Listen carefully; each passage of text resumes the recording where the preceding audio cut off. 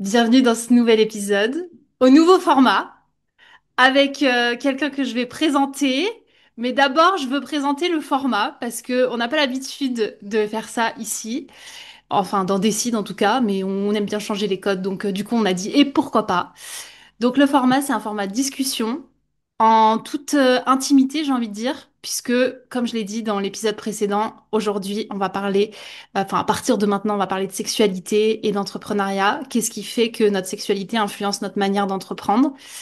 Et je me suis dit que ça serait intéressant d'avoir un regard croisé sur ce sujet, mais pas de n'importe qui, puisque aujourd'hui, j'ai l'honneur, le privilège d'accueillir Julien Richez. Donc non, ce n'est pas mon mari, c'est mon frère. Effectivement, ça aurait pu.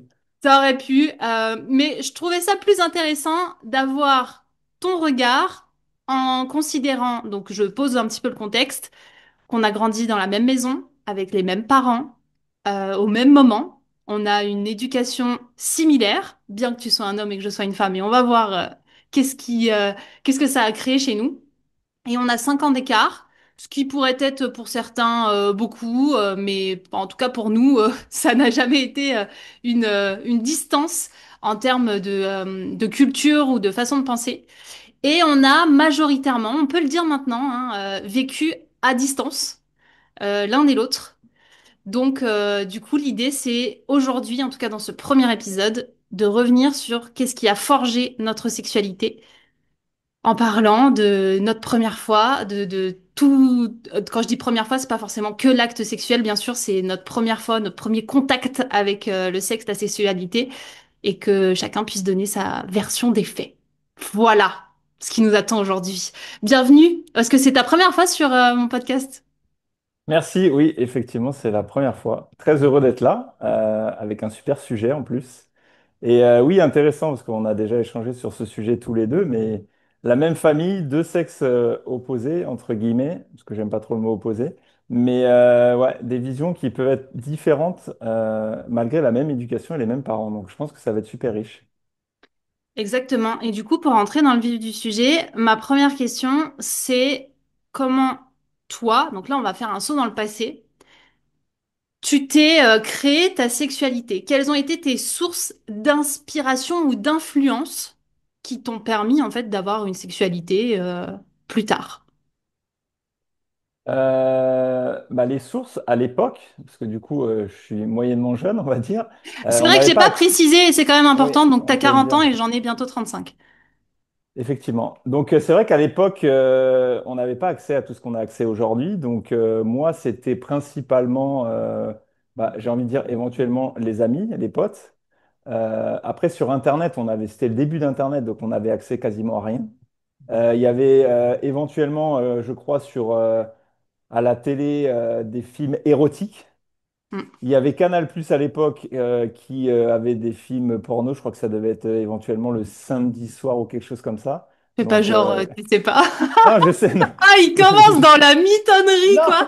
En non, mais mode, je alors, on rentre dans crois. le sujet de suite, alors, c'est pour Oui, ça. ah bah oui. D'accord?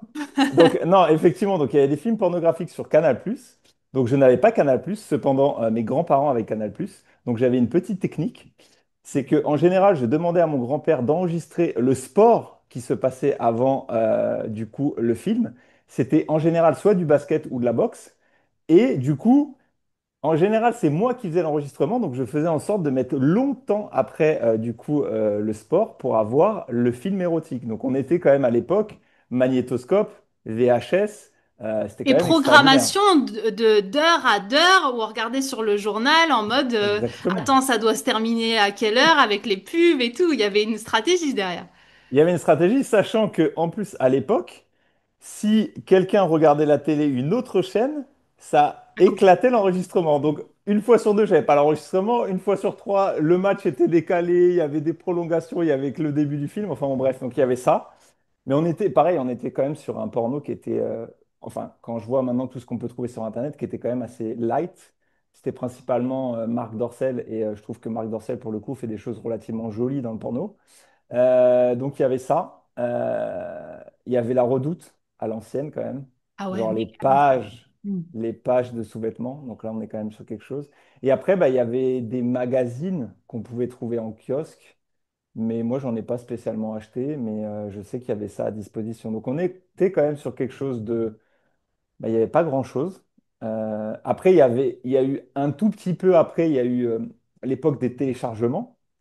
Donc, on téléchargeait un film en priant que ça soit pas le film qu'on veut.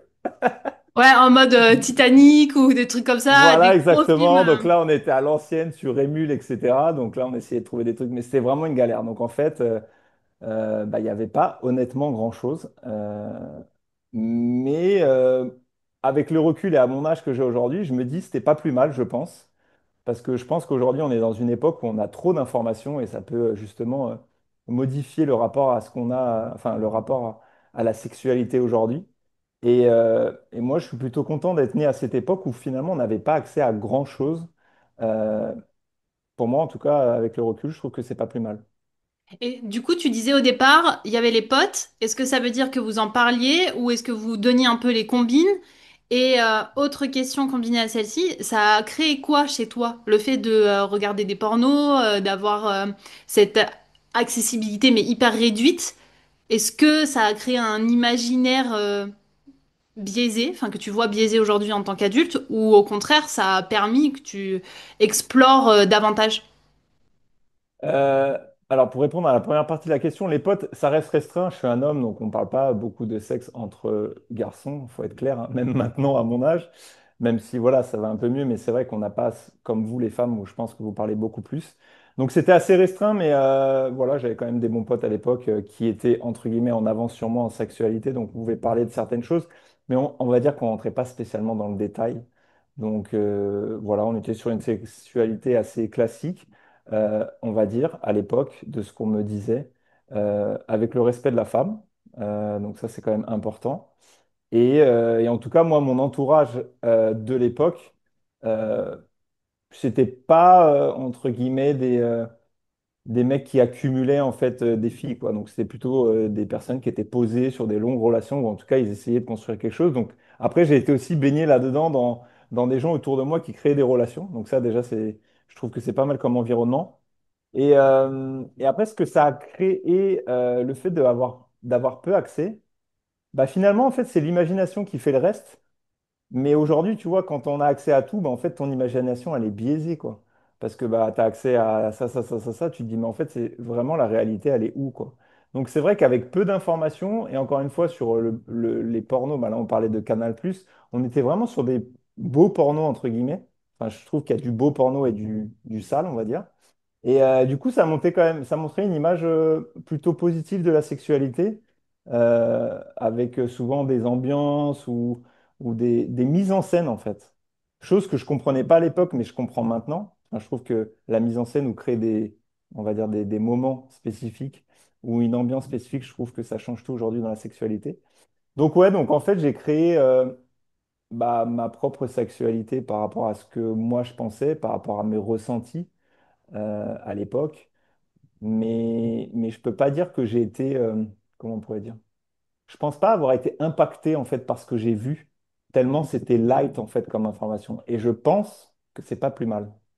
Du coup, ça a généré chez toi un rapport à la sexualité plutôt sain, ou est-ce qu'il y avait des injonctions en mode faut être performant, il faut justement tu parlais de considérer la femme, est-ce qu'il y avait déjà cette notion de consentement qui était peut-être là naturellement, ça a généré quoi?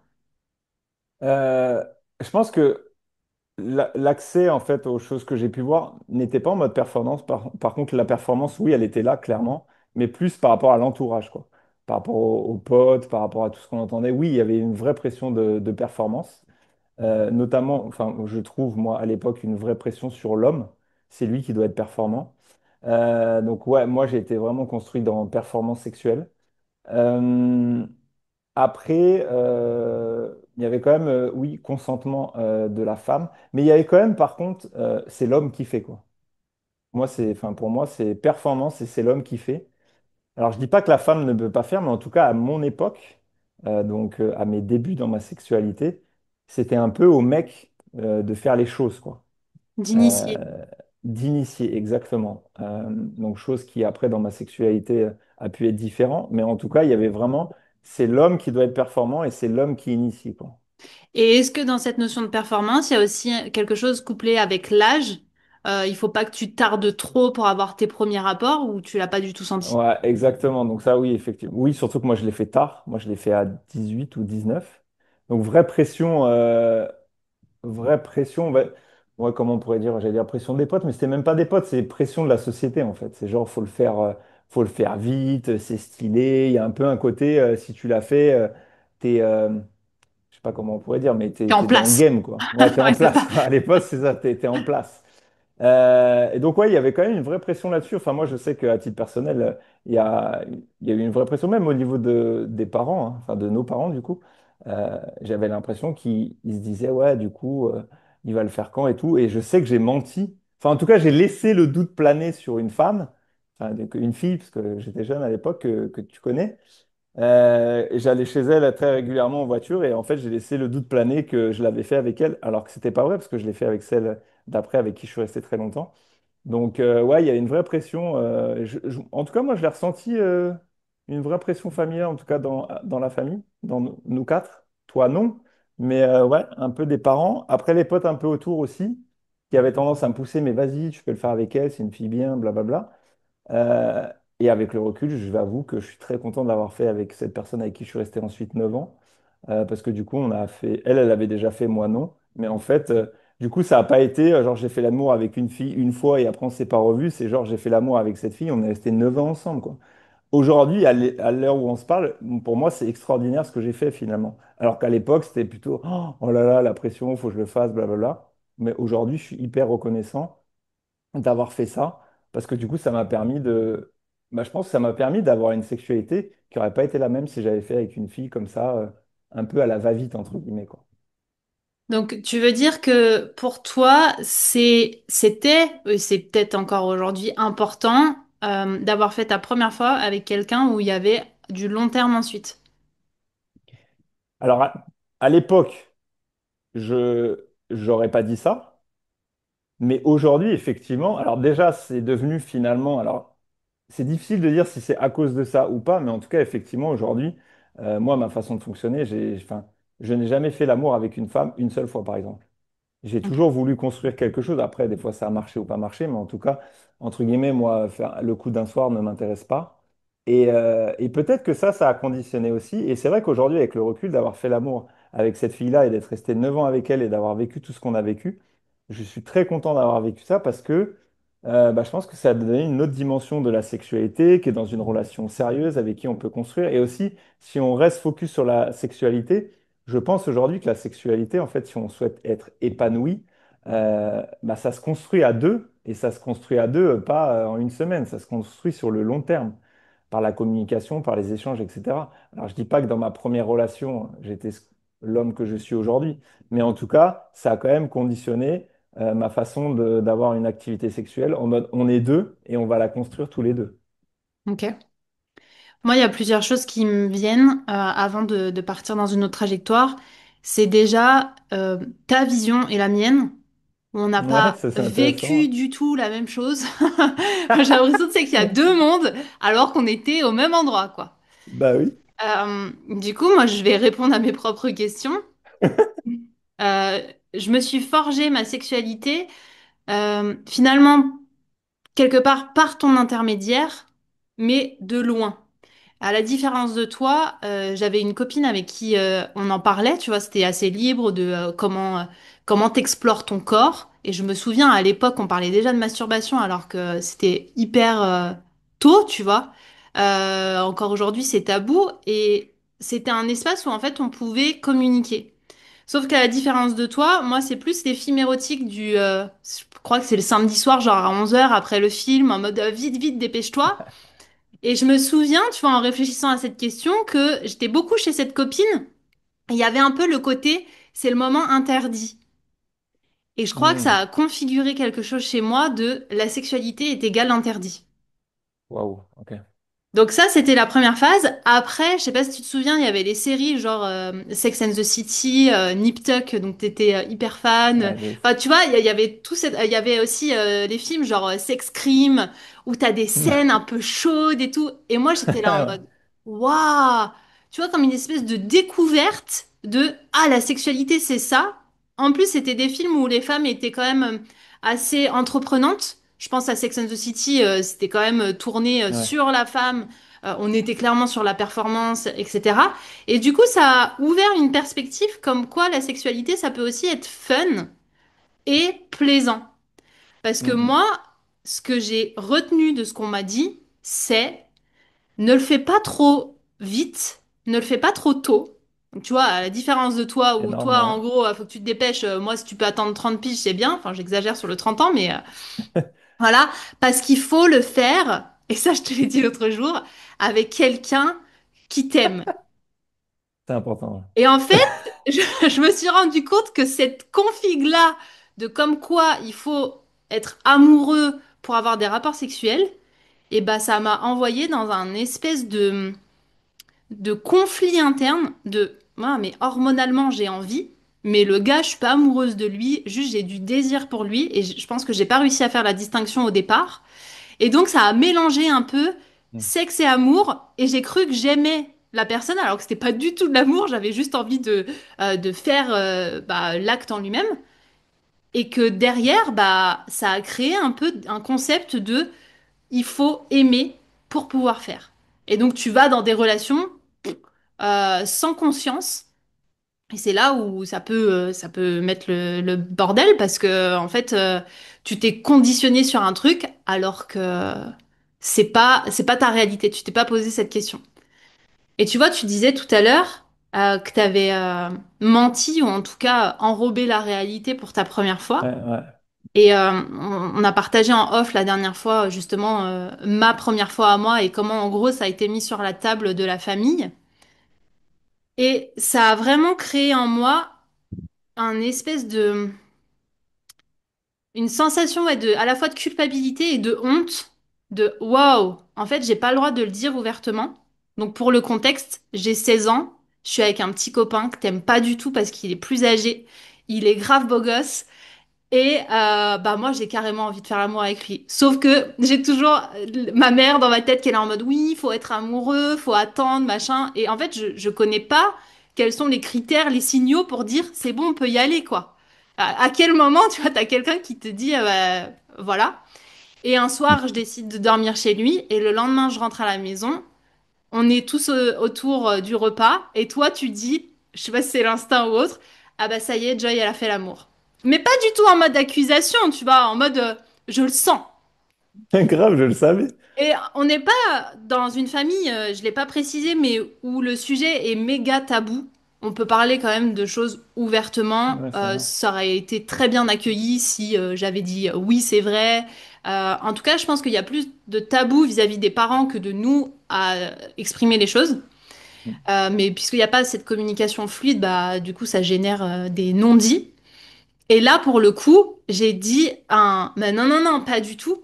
Et directement, notre mère a dit, bah non, quand même, tu sais, comme si, oh, elle est trop jeune, elle a pas le droit, tu vois, quelque part. Et je me souviendrai toujours de cette sensation de, pourquoi moi, j'ai pas le droit, en fait, de dire, ouais, c'est vrai, et presque de raconter, sans forcément rentrer dans les détails. Alors que toi, à contrario, quand justement t'expliquais avec ta petite amie de l'époque ce qui se passait, c'était en mode alors ça se passe bien, vous en êtes où? Enfin, tu vois, il y avait une curiosité saine pour savoir comment tu vivais le truc, et moi je devais vivre le truc un peu en cachette. Et du coup, tu sais, en préparant cet épisode, je me suis dit ah, je crois qu'il sait pas ça. Ce que ça a fait, c'est que en fait après j'allais chez ce mec en cachette, genre le Ah, soir. ok. Je disais que j'allais chez ma meilleure amie, alors que pas du tout. Et du coup, j'allais à pied, donc je sais pas si tu te souviens où est-ce qu'il habitait. Ouais, je me souviens, il Et du coup, habitait. j'allais à C'était pied où? jusqu'à chez lui. Et je faisais genre, je passais des soirées entre copines. Et en fait, je me suis dit, ok, ce tabou autour de la sexualité, cette espèce de honte qu'il peut y avoir sur le fait d'avoir des rapports sexuels avec qui que ce soit, en fait, ça génère un mensonge conscient ou inconscient et qui ressort des années après, parce que je crois que j'en ai parlé aux parents il y a peut-être 10 ans, quoi. Euh, mais c'est, je dirais pas anormal, mais je trouve ça dommage. Dommage qu'on ne laisse pas la place à la permission de faire et au fait que c'est pas honteux. Je sais pas ce que t'en penses. En fait, je vais rebondir sur plusieurs choses que tu as dit parce que c'est hyper intéressant. Je pense que la première chose, c'est qu'en fait, en tout cas dans notre famille, on va pas faire de généralité, mais l'homme, donc en l'occurrence moi, c'était intéressant et croustillant que je fasse l'amour avec quelqu'un. Et cette notion d'amour que tu viens de préciser n'était pas spécialement obligatoire pour moi, je pense. Alors que pour la fille, donc pour toi, effectivement, c'était le plus tard possible sera le mieux. Et si possible avec quelqu'un que tu aimes, ça sera mieux. Ce qui est intéressant d'ailleurs de voir, c'est que finalement, ça a été l'inverse. Moi, j'avais pas trop cette notion d'être amoureux ou pas, et finalement, je suis resté 9 ans avec elle, ce qui est complètement fou. Et toi, finalement, on t'avait dit, bah si, c'est mieux d'être amoureux, et tu as pris quelqu'un qui, non. Alors, précisons quelque chose. Je ne l'aimais pas. Pourquoi je ne l'aimais pas? Parce que je savais qu'il aimait bien collectionner les filles. Voilà, précisons.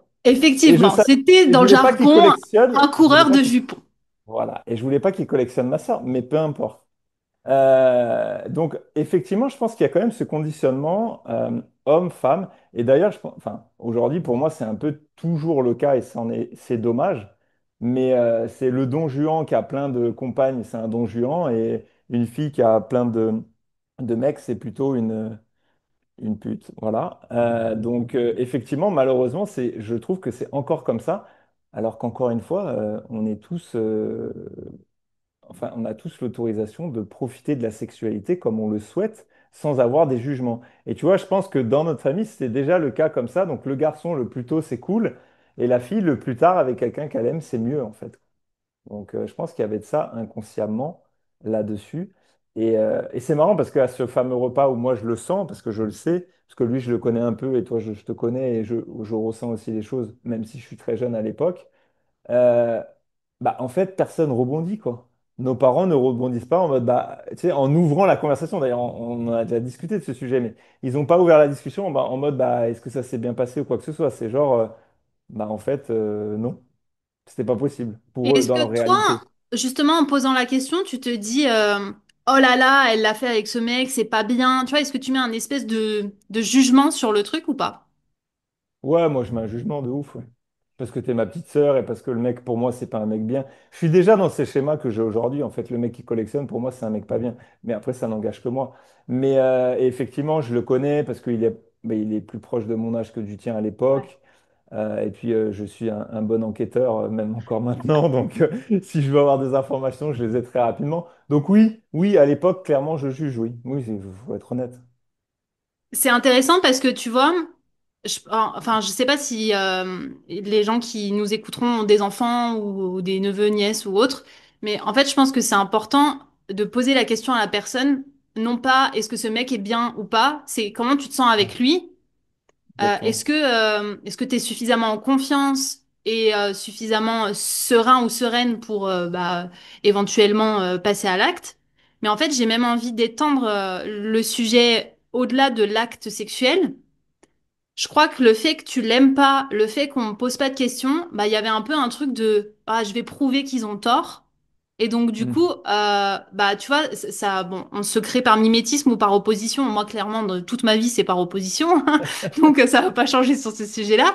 Mais il y a vraiment quelque chose dans cette relation-là où j'ai pas de regret, tu vois. Je me suis pas dit oh là là quel mauvais choix, c'était pas bien ou autre. Au contraire, il y avait le côté je me sens bien avec lui, il a de l'expérience, il est plus âgé, certes, il a cette réputation-là, mais le plus important, c'est comment je me sens, en fait, en cet instant-là. Non, mais là, tu as entièrement raison. Moi, je suis jeune à l'époque. En plus, je suis assez quand même protecteur avec toi.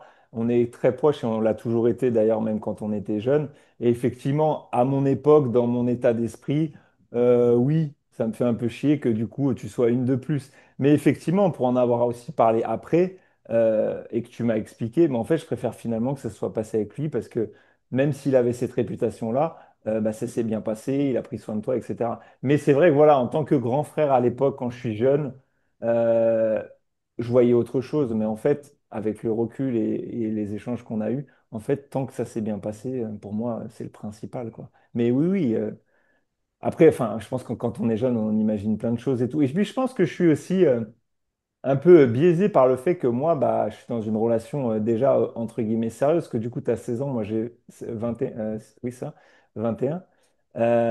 Donc du coup, moi, ça fait quelques années que je suis avec ma copine, donc on est sur quelque chose de sérieux. En plus, tu la connais, elle vient à la maison souvent, enfin bon bref, parce que moi, bah, je vis encore à la maison.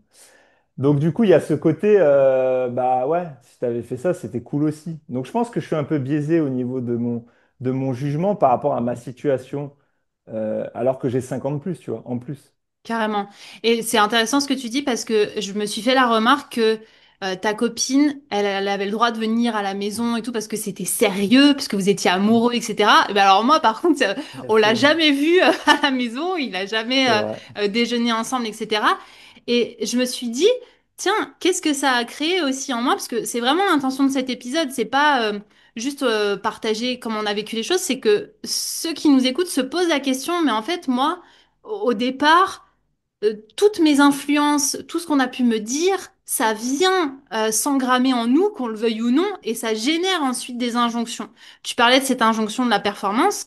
Moi, ça a créé l'injonction de une femme doit pas avoir trop de conquêtes, une femme doit un peu cacher bah, ça, comme si c'était un peu sale, etc. Je parlais même de la série Sex and the City. C'est pas une série que je regardais avec ma mère ou autre. Non, je le regardais avec mes copines. C'était un peu le truc, ouah, faut pas trop en parler parce qu'il y avait quand même ce côté, comme tu le disais.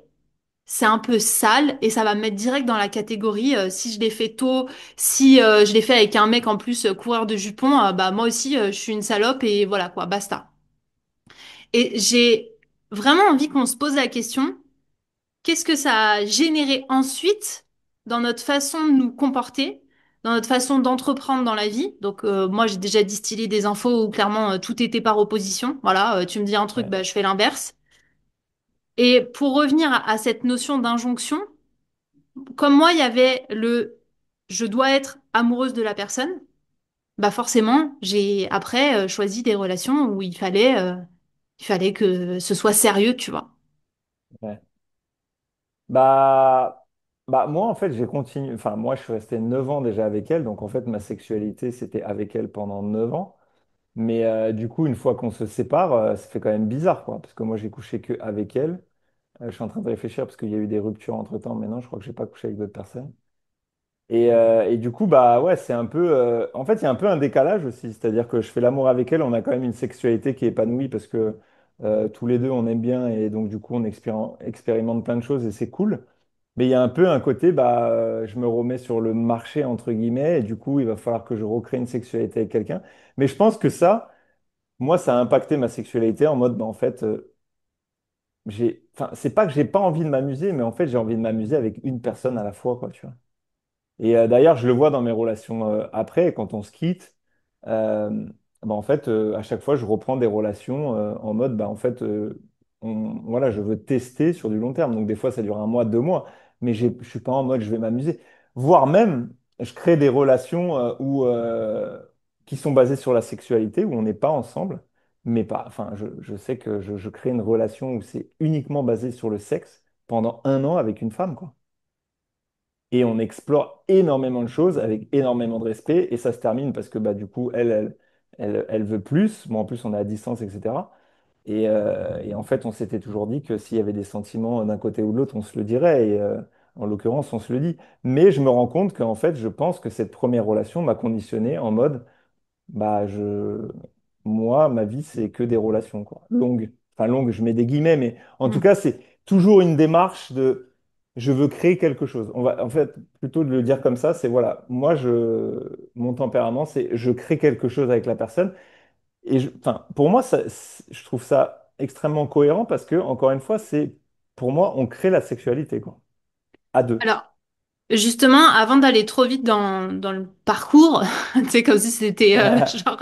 euh, la première question que j'ai, c'est à l'époque, donc au moment, on va dire, de ta première relation, c'est quoi ta Ouais. vision et ta définition de la sexualité? Parce que moi, j'ai pas du tout la même définition aujourd'hui qu'avant. Ouais, moi non plus.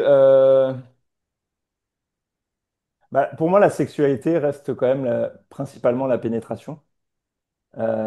Qui dit sexualité dit orgasme quasiment à chaque fois.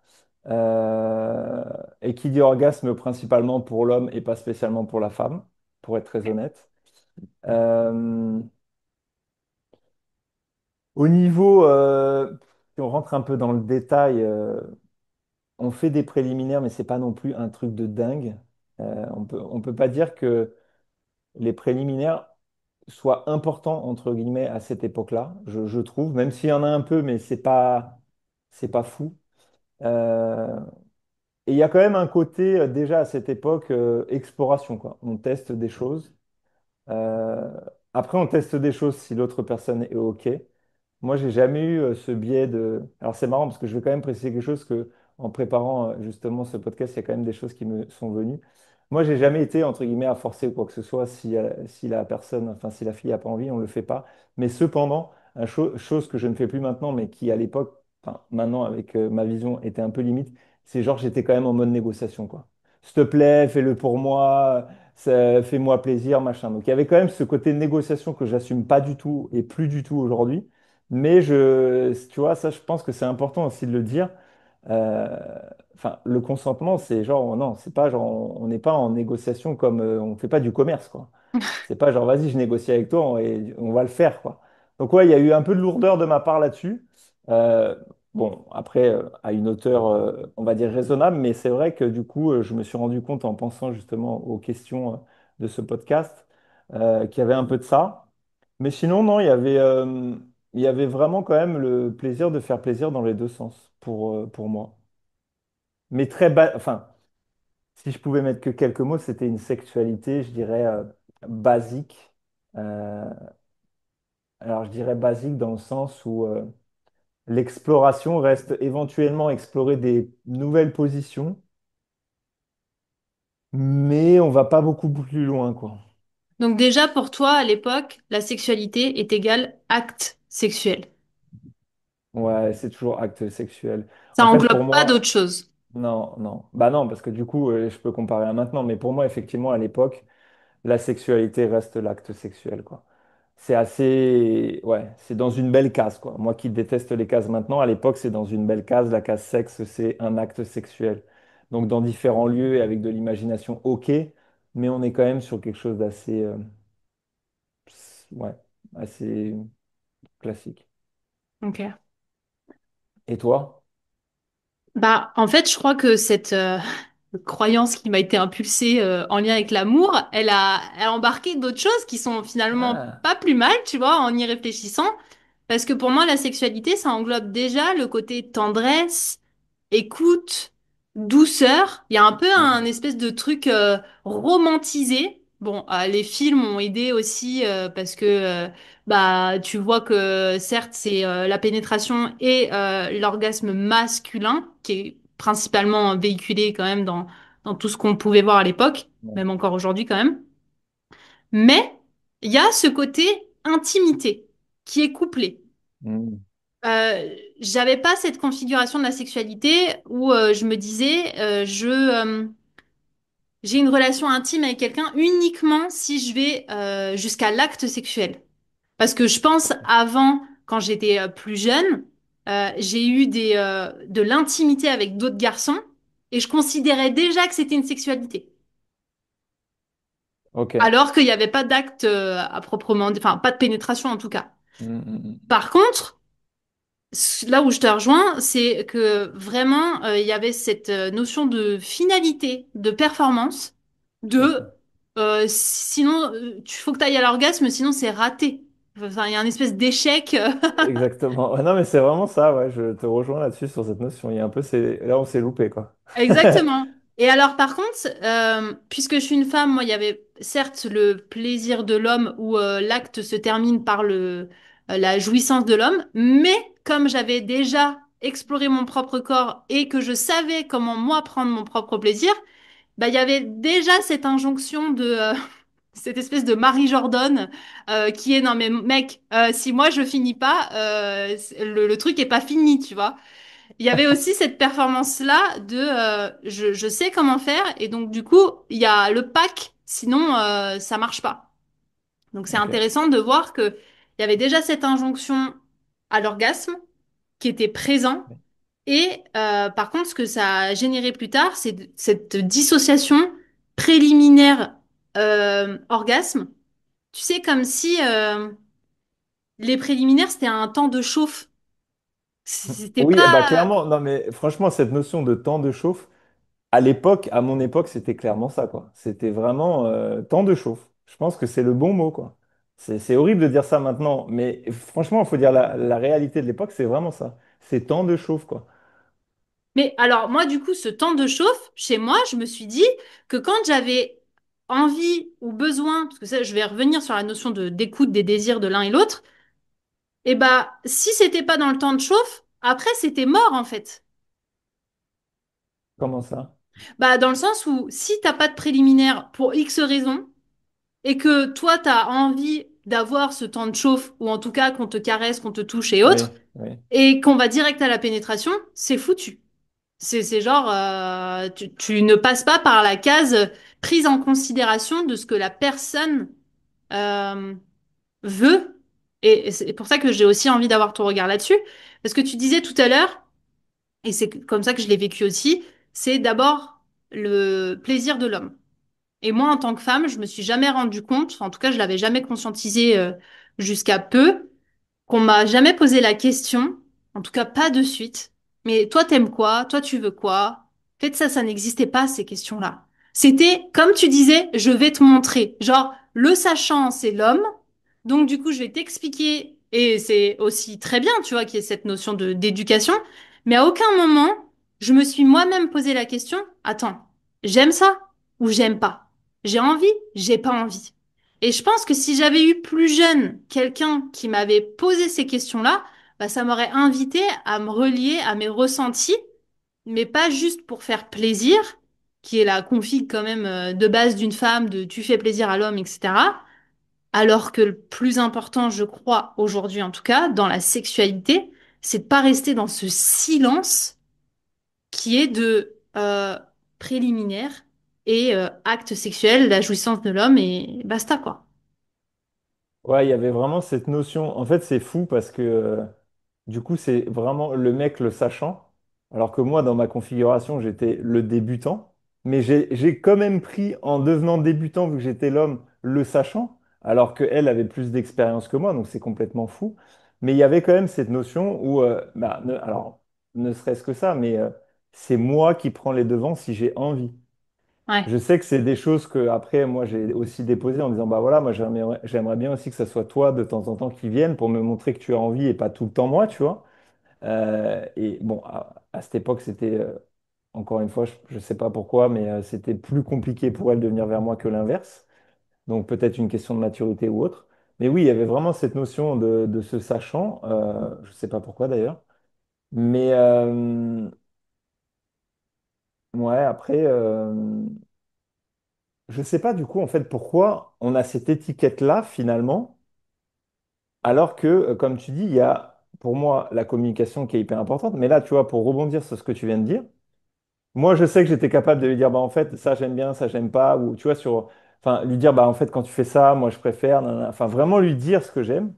Mais je pense que si on fait des pourcentages, peut-être que je lui disais 80% de ce que j'aimais, elle me disait 20%, quoi. En fait, c'était pas du tout équilibré, quoi. Et Ouais. puis, tu vois, on parlait en termes d'orgasme, mais honnêtement, elle m'a donné 100 fois plus d'orgasme que moi, je lui ai donné. Enfin, clairement, je suis très honnête avec ça pendant ces 9 ans de relation, je le sais. Mais la communication, elle n'était pas du tout équilibrée. Elle était beaucoup plus, moi, bah, je te dis, j'aime ça, ça, ça. Elle le disait moins. Alors, mais je pense que parce que j'ouvrais pas spécialement le dialogue, hein. C'est pas un reproche quand je dis ça, c'est elle, elle s'exprime pas. Loin de là, c'est au contraire. Je pense que je la mettais pas dans une configuration ou dans une situation. Bah, c'est un échange. Moi, je te dis ce que j'aime, bah, dis-moi ce que tu aimes. Chose que maintenant, je fais beaucoup plus parce que je trouve ça magnifique, mais à l'époque, pas du tout, quoi. Bah, en fait, c'est exactement ce qu'on disait sur qu'est-ce qui a forgé notre sexualité. Toi, tu as évolué avec cette notion de performance, de je dois atteindre un objectif. Ouais. Moi, j'ai évolué avec cette notion de oula, c'est un peu honteux. Et finalement, ça se traduit aussi dans le fait de s'exprimer. Moi, je sais, et donc je sais pas si c'était pareil avec ta première partenaire, mais le fait de dire j'aime, j'aime pas, c'est un peu comme quand tu dis à ta grand-mère j'aime pas ton plat, tu vois. C'est wow, wow, doucement, quoi. Ça se dit Ouais. pas trop. Et ben là, c'est un peu le même concept de j'ai pas trop le droit. En fait, vraiment, si je creuse dans le fond, il y a ça. J'ai pas trop le droit de dire que j'aime pas et que j'aime ou que je voudrais ça alors que l'homme me l'a pas proposé. Je serais assez honnête avec toi. Enfin, je pense que c'est un peu de ça. En fait, je pense qu'il y avait de la peur aussi. De la Ouais, peur. Même moi, tu vois, quand tu me dis ça, ça me fait. Enfin, je retombe un peu sur comment je le disais, mais il y avait un côté. Bah, t'as peur de dire, bah, en fait, j'aime pas quand tu fais ça, je préfère quand tu fais ça. Genre en mode, c'est un reproche, quoi. ouais. Tu vois? Enfin, je vois que la communication à l'époque était beaucoup moins fluide que maintenant. Mais oui, je pense qu'il y avait ça. Et de l'autre côté, je pense que c'était encore plus difficile pour une femme de dire à son mec, bah en fait, j'aime pas quand tu fais ça, quoi. Donc après, bien sûr, il y a des façons de le dire, mais je pense que, alors je sais pas, tu vas me dire toi, mais en tant que femme, est-ce que c'était pour toi compliqué de dire à ton compagnon, bah en fait, j'aime pas ça, je préfère ça? Ou est-ce que ne serait-ce que tu osais le dire? Franchement, non, moi je le disais pas et Ouais. ça a duré très longtemps parce que du coup après cette première fois, bah, j'ai eu moi aussi une longue relation de 11 ans. Franchement, je pense que pendant 11 ans, j'ai fermé ma gueule.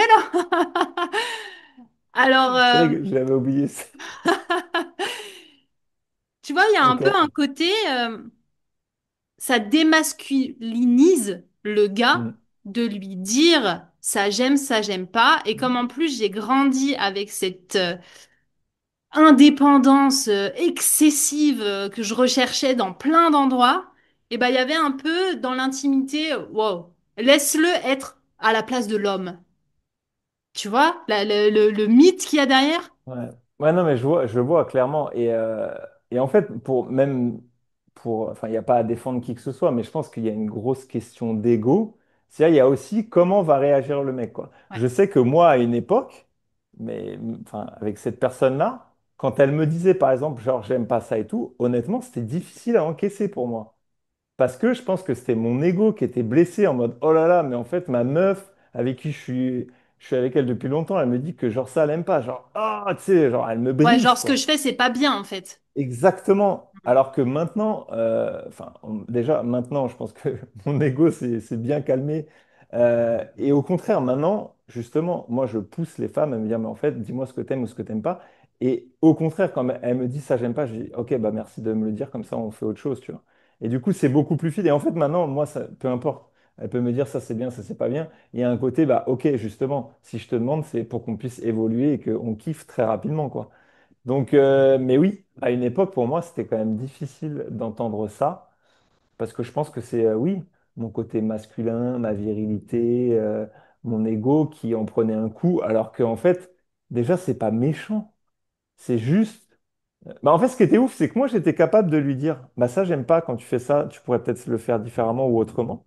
Mais dans l'autre sens, non, c'était trop compliqué pour moi à entendre. Donc déjà, tu vois, c'est complètement fou. Et moi, ce que je trouve pertinent, c'est de se dire que cette façon de non communiquer, elle Mhm. a créé, en tout cas chez moi, bah ça s'est répandu sur toutes les sphères, sur la notion de plaisir. Est-ce que j'ai le droit de dire ce qui me fait plaisir ou ce qui me fait pas plaisir? Je donnais l'exemple volontairement hein, d'un truc qui a rien à voir avec les plats qu'on peut te faire, etc. Mais je trouve que c'est un excellent exemple de l'autorisation qu'il faut se donner à soi pour pouvoir dire, bah en fait non, ça j'aime pas. Mais pour n'importe quoi, hein, ou je préfère ça. Et je crois que dans l'intimité, c'est l'endroit le plus, enfin, je vais parler pour moi, mais le plus difficile parce que t'es à nu, au sens propre comme au sens Ouais. figuré. Et surtout, il y a, comme tu disais, il y a cette peur de, ouais, j'ai pas envie de le blesser, j'ai pas envie de le perdre, j'ai pas envie d'égratigner la relation, alors que je crois aujourd'hui, avec du recul, que en fait c'est pas du tout au service si les deux ne disent rien, c'est-à-dire qu'il n'y a pas de connexion. Tu parlais d'ego tout à l'heure, ça veut dire que on est chacun dans une espèce de recherche de performance de je veux mon plaisir, tu veux ton plaisir, et donc par contre on va pas dire ce que l'on peut créer ensemble sous prétexte que ça peut égratigner la relation ou tu peux mal le prendre alors que ça peut être juste on fait ensemble. On est d'accord. Je pense que, en fait, il y a un côté. la communication peut avoir des conséquences sur selon ce que tu dis à ton partenaire. Chose qui est complètement ouf, parce que sur le principe, on pourrait, enfin, on devrait pouvoir tout se dire. Mais on se rend compte que, notamment sur la sexualité qu'on pourrait considérer comme un sujet sensible, en fait, ça va tout de suite prendre Les de proportions. l'importance, en Ouais. fait, et des grosses proportions. Alors que je pense que, comme tu le dis, moi, je suis vraiment d'accord avec toi. Au contraire, le fait de ne rien dire va, du coup, créer une fausse relation, quoi. Parce qu'en fait, on va se mentir à nous-mêmes, du coup, on va mentir à l'autre, et en fait, ça va créer une relation qui sera complètement bancale. Alors moi, je tiens quand même à préciser que je le dis avec du recul. Quand j'étais dans la relation, il m'aurait été impossible de dire je ne dis rien. Pour moi, en fait, je vivais le truc, c'était très bien, ça me convenait, mais parce qu'en fait, je me suis même pas posé la question en temps réel, est-ce que ça me plaît ou est-ce que ça me plaît pas? Donc je crois vraiment qu'il y a une espèce de base, en tout cas, c'est devenu mon socle pour n'importe quoi, d'écoute de ce qui se passe, de ce que je veux, de ce qui est bon et tu vois, on en parlait sur les besoins physiologiques, sur le fait de manger, sur le fait de Ouais. dormir, etc.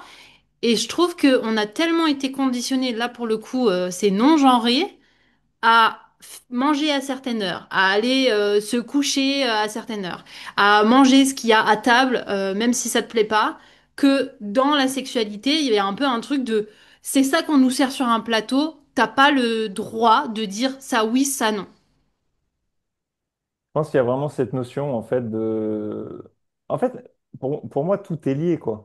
C'est-à-dire que effectivement, si tu arrives à te dire, mais en fait, ça, j'aime bien ou ça, j'aime pas, bah, il y a une avancée. Mais je pense que la sexualité, et là, pour le coup, à notre époque, là, quand on repart au début, pour moi, c'est, comme tu le dis, la sexualité, c'était un acte, comment on pourrait dire, comme un autre, en fait.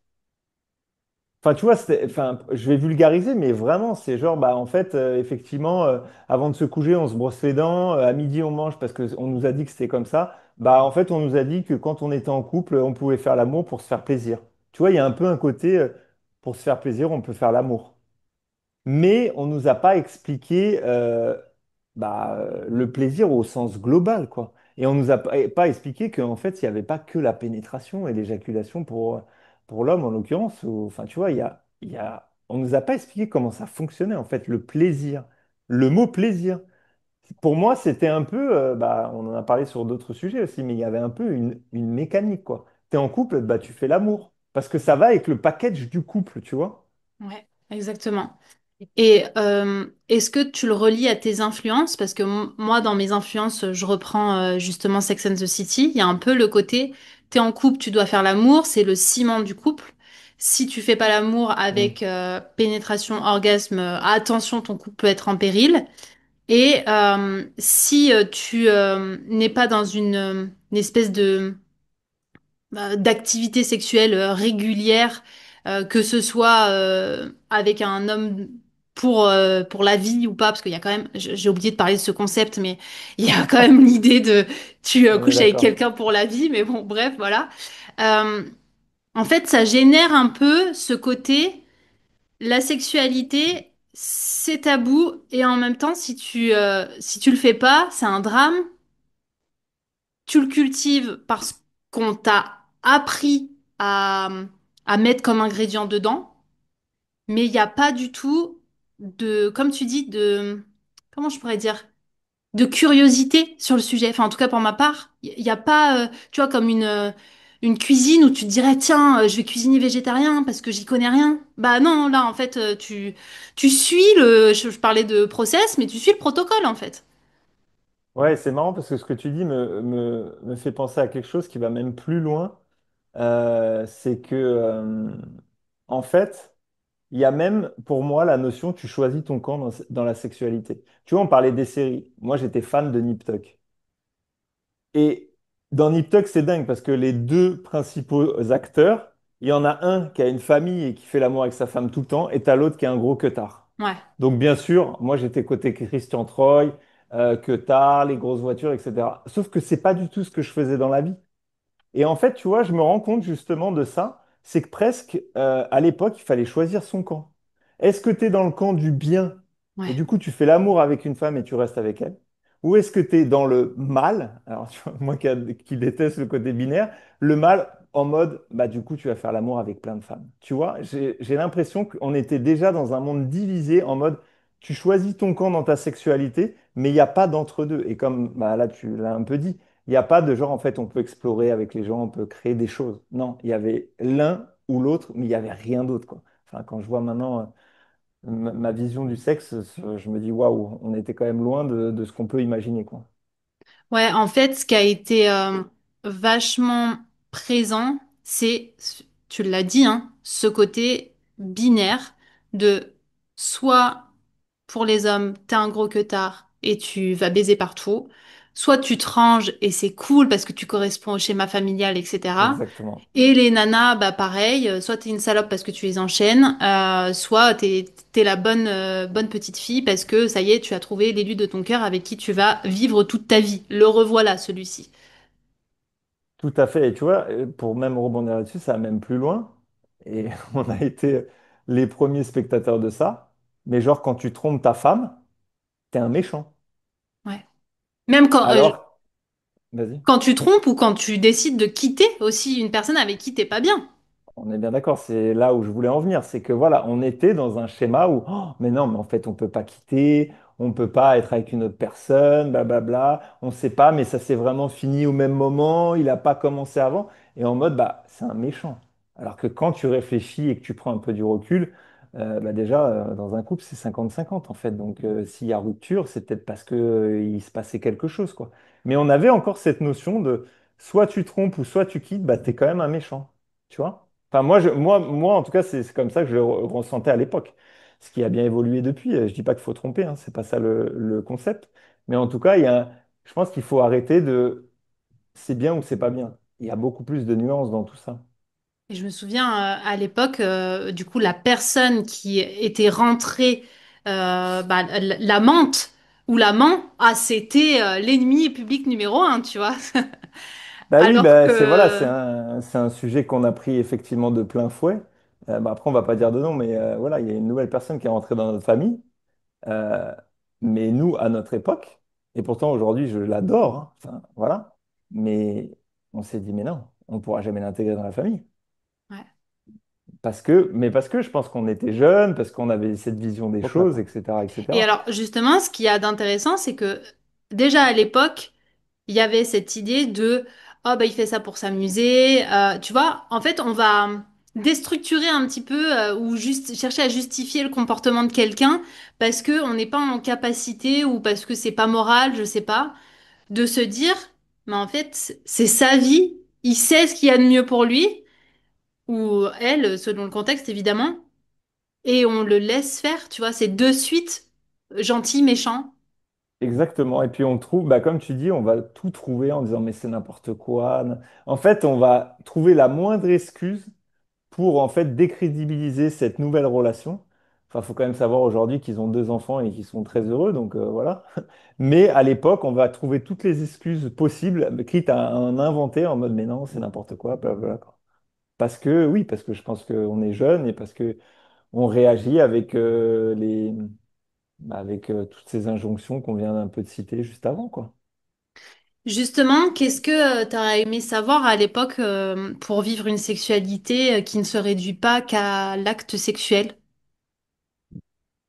Waouh, je pense que j'aurais voulu savoir plein de choses. En fait, j'aurais voulu savoir déjà que la sexualité, ce n'est pas égal l'acte sexuel, quoi. Je pense que la sexualité, c'est beaucoup plus large. J'aurais voulu savoir en fait que la pénétration est un acte parmi énormément d'autres dans la sexualité, que effectivement, on n'est pas obligé d'avoir un orgasme pour prendre du plaisir ou donner du plaisir à sa partenaire. Et je pense aussi que si on va même un peu plus loin, que c'est aussi un mélange d'énergie, c'est une connexion avec une personne. En fait, je pense que j'aurais voulu qu'on m'explique. euh, bah, en fait, c'est un peu comme pour moi sur tous les sujets. J'aurais voulu qu'on m'explique tout ce qui existe et entre guillemets, après, je fais mon marché à l'intérieur, tu vois. Et aujourd'hui, malheureusement, enfin, dans beaucoup de sujets, c'est comme ça, c'est en fait, on nous dit, bah, c'est comme ça que ça se passe. Puis après, tu voyages, tu rencontres des gens et en fait, tu te rends compte que bah non, en fait, on peut faire ça, ça, ça, ça. enfin, d'ailleurs, c'est comme la vie de tous les jours. On peut créer sa vie comme on le souhaite et pas avoir un CDI, un chien et une maison. Mais je crois qu'il y a un côté, j'aurais voulu qu'on m'explique tout ce qui est possible. Et c'est pour ça que j'avais aussi enregistré un autre podcast sur notamment des play parties qu'on avait fait ici. Parce qu'en fait, encore une fois, Et en en Thaïlande, hein, France, je précise. oui, voilà, ouais, je suis à Copenhague. En fait, en France, on a une étiquette play party. Sauf que bah, à Copenhague, ça n'a rien à voir. Et c'est là où tu te rends compte que on aime bien sur le sujet de la sexualité, pardon, pour moi, c'est la même chose. On met l'étiquette dessus et la plupart des gens ne veulent pas sortir de cette étiquette ou de cette case, ce qui est dommage. Est-ce que toi, tu vois un lien entre justement ta façon d'entreprendre dans ton business et dans la vie et ta sexualité qui a évolué du coup? Oui, moi je pense qu'il y a un lien parce que, en tout cas, on n'en a pas d'ailleurs beaucoup parlé, mais je pense qu'une sexualité épanouie te permet d'avoir une confiance en toi qui a un autre niveau. Enfin, je pense qu'aujourd'hui, tu vois, on parlait aussi du fait des- parfois des hommes ou des femmes qui vont chercher plusieurs partenaires, etc., etc. Je pense qu'il y a aussi le côté, euh, alors il y a peut-être le côté connaissance de soi, mais le côté confiance en soi, quoi. Je pense qu'il y en a qui vont chercher que ça, quoi. Mais aujourd'hui, je crois que quand tu as une sexualité épanouie, automatiquement, tu dégages quelque chose de différent dans ton activité, tu as une meilleure confiance en toi, et automatiquement, en termes de créativité et de business, il y a une espèce d'abondance. En fait, pour moi, la sexualité ou le plaisir, c'est connecté à l'abondance. Parce que l'abondance, souvent, l'abondance, c'est financière. Mais pour moi, l'abondance, c'est surtout sur différents sujets. Et je pense que quand tu es épanoui dans ta sexualité, bah, en fait, ça va avoir un impact sur tout le reste, et un impact positif, quoi. Sur la créativité, sur le business, mais aussi tes rencontres sociales, etc., etc. Pour moi, il y a un vrai lien de... En fait, pour moi, le mot, c'est l'épanouissement. Donc, une sexualité épanouie va te permettre de t'épanouir dans d'autres domaines. Hmm. Moi, je reviens sur la question, ce que j'aurais aimé savoir, parce qu'en t'écoutant, il y a des éléments de Oui, oui. réponse qui me sont venus. Je crois que j'aurais aimé savoir que justement, rien n'est honteux. Et ça rejoint ce que tu disais, qu'il n'y a pas de bien, il n'y a pas de mal. Et pourtant, on n'a pas grandi dans une famille catho-pratiquante Pas du ou tout, non. religieuse, peu importe. En fait, il n'y avait pas ces règles quelque part. Et pourtant, bah, on a eu, je pense, ce côté ça c'est bien, ça l'est pas. Et j'aurais aimé qu'on me dise, bah, t'as le droit de ressentir du désir, t'as le Hmm. droit d'avoir envie de l'autre, tu vois, que ça fait pas de toi quelqu'un qu'on va dénigrer, qu'on va juger. Ouais. Parce que, en tout cas, moi, je le vois sur les années d'accompagnement que j'ai fait auprès des femmes. Ce qui ressort, c'est cette incapacité à s'affirmer parce que le regard des autres est hyper présent. Mais en fait, il est là depuis toujours. Et justement, cet épisode me permet de me rendre compte aussi qu'il est là depuis, pas depuis ma naissance, mais en fait, si je rejoins juste la première fois, depuis ce moment où je peux même pas dire, bah ouais, ouais, j'ai fait l'amour, c'était bien, ou ça l'était Hmm. pas, mais en tout cas, voilà ce qui s'est passé pour moi. Et du coup, j'aurais aimé qu'on me dise, bah, t'as le droit de juste d'avoir envie, parce que t'es une humaine, parce que t'as des hormones, parce que bah, t'es aussi là pour expérimenter la vie et prendre ton pied. Et je crois que ce que j'aurais aimé qu'on me dise aussi, et ça on n'en a pas parlé, j'aurais aimé qu'on me dise que la sexualité, c'est un espace ouais, créatif, joyeux, et pas juste un espace où soit tu cherches à avoir des enfants, soit au contraire, attention, c'est le danger. Et on en parlera certainement dans les prochains épisodes avec bah, pilule contraceptive ou Ouais. préservatif ou machin. Tu vois, il y avait un peu le... en plus, on est la génération sida, si on peut dire. Donc du coup, il y Hmm. avait finalement dans les influences, c'était t'as le droit de faire l'amour, mais sois prudent. Ça, c'est vraiment le... Sois prudent. Protège-toi. Voilà, protège-toi.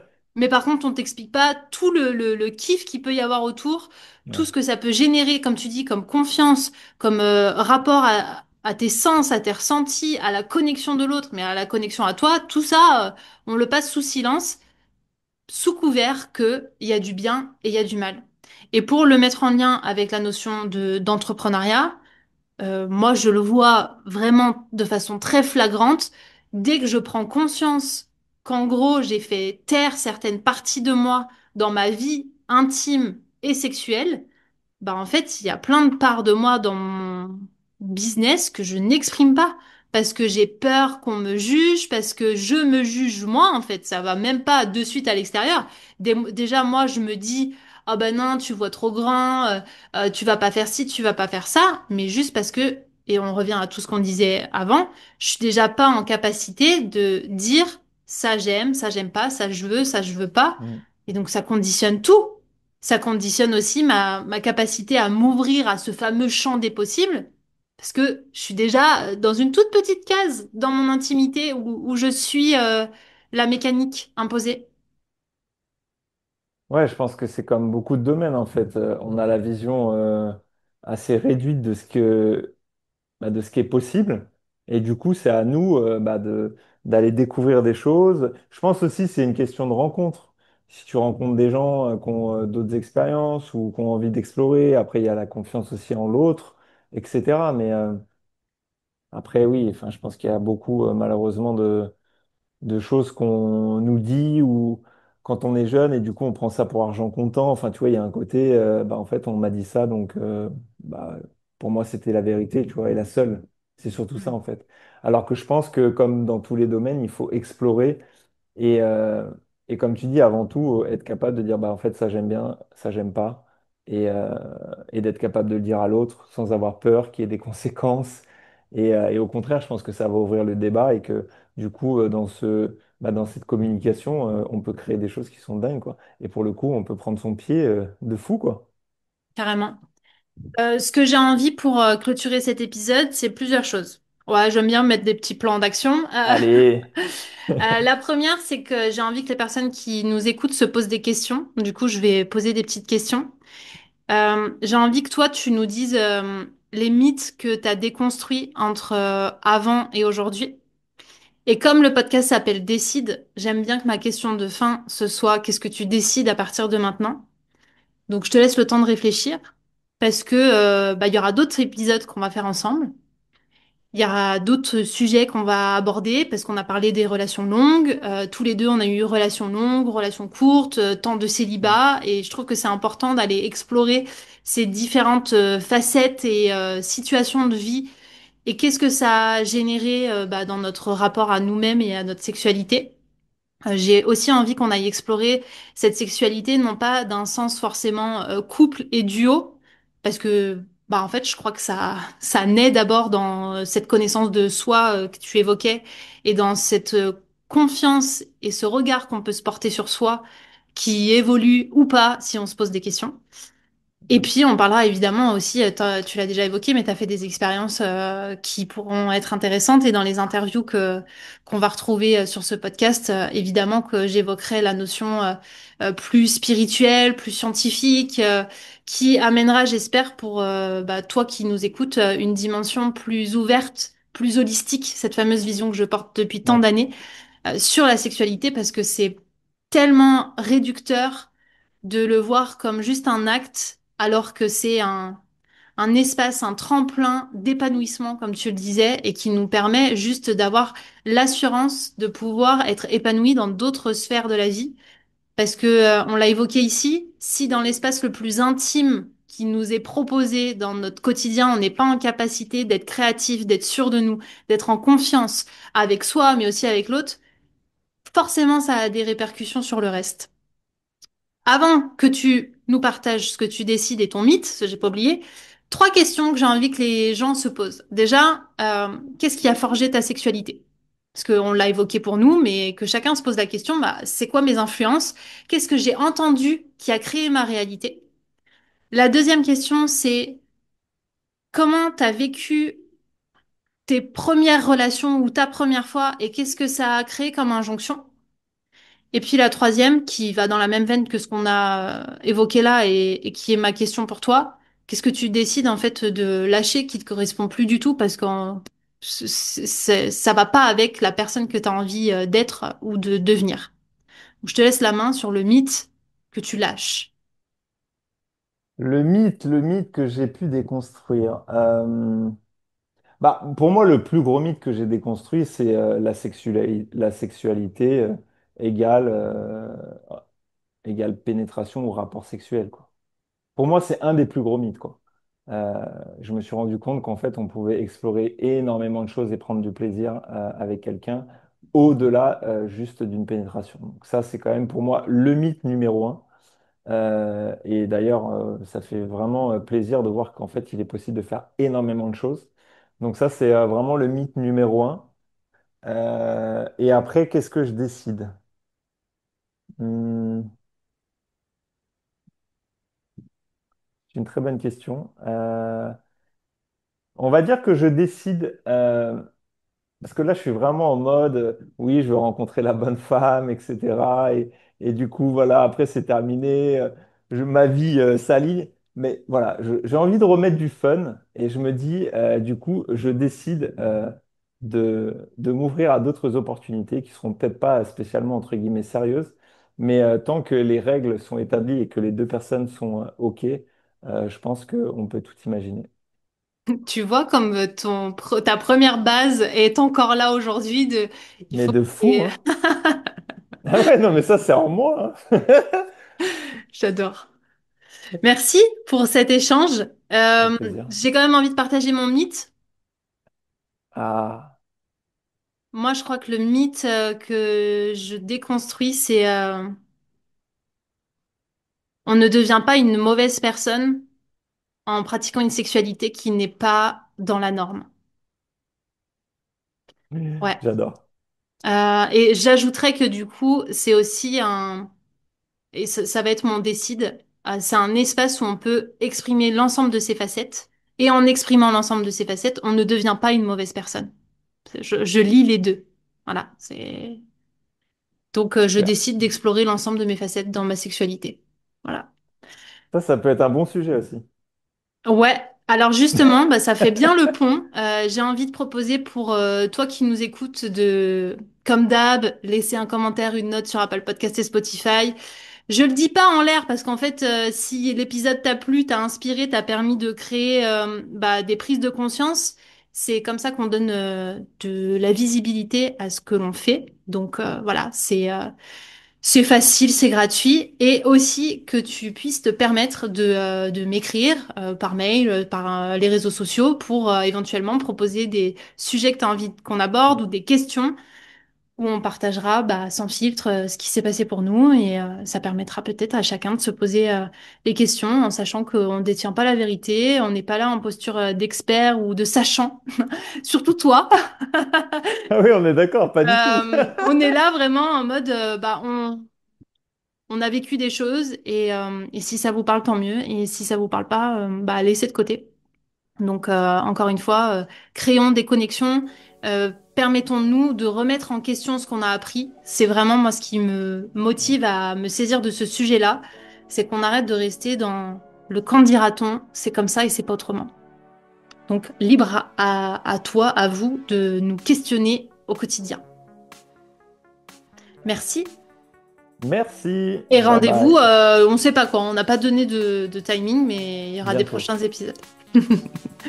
À bientôt.